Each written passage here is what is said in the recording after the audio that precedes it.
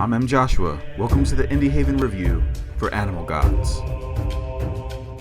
Animal Gods has so much wrong with it that I can't recommend it to anybody, but the developers offer us such a beautiful artscape and resonant soundtrack that I can't help but want to give them another try.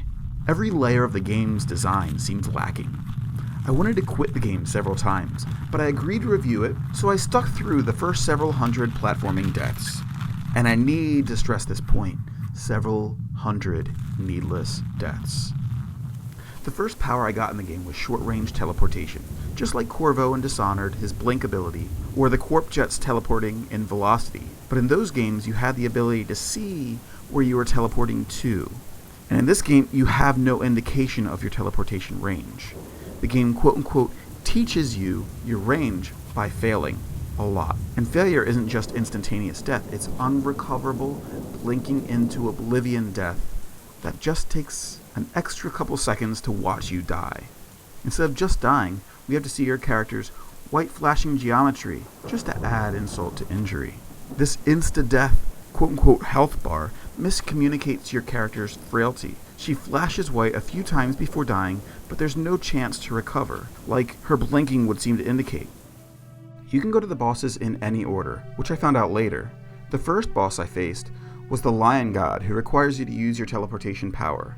You have to do several laps around him, including some excessively infuriating purple poison lines that kill you if you touch them.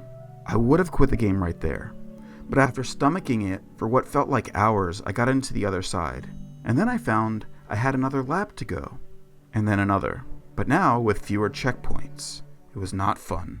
The second boss, the Snake God, didn't challenge me whatsoever. It came at the end of a string of challenges with a new tool, a sword, and I had to use the sword to kill lots of mindless square enemies. Now, as an aside, I don't understand why all the game's enemies seem to be these squares set on predefined tracks. They just feel like sliding spike blocks in a Zelda game, but I have to smack them until they disappear to progress.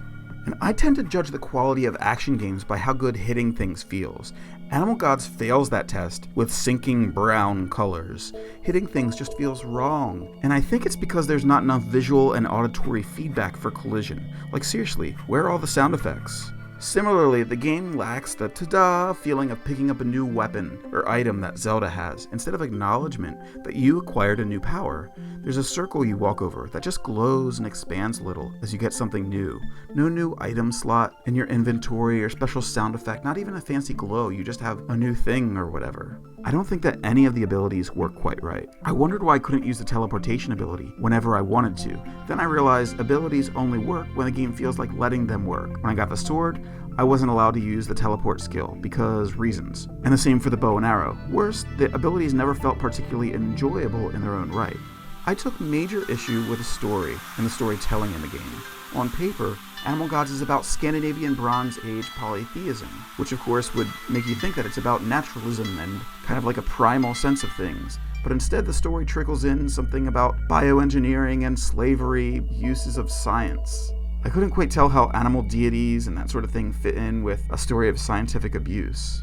Worse, all the storytelling comes through painfully slow text and notes in an Arial typeface that couldn't be skipped through. I don't understand why the reading had to be so slow or why it had to be in such an inappropriate font. Again, this all seems like time and budget limitations.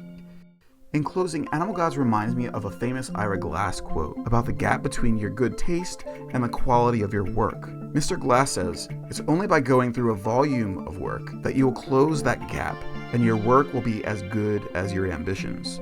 Still Games needs time to close this gap. They need to continue making games so they can get to a point where their work matches their ambitions. They need another chance. For Indie Haven, I'm M. Joshua. Thanks for watching.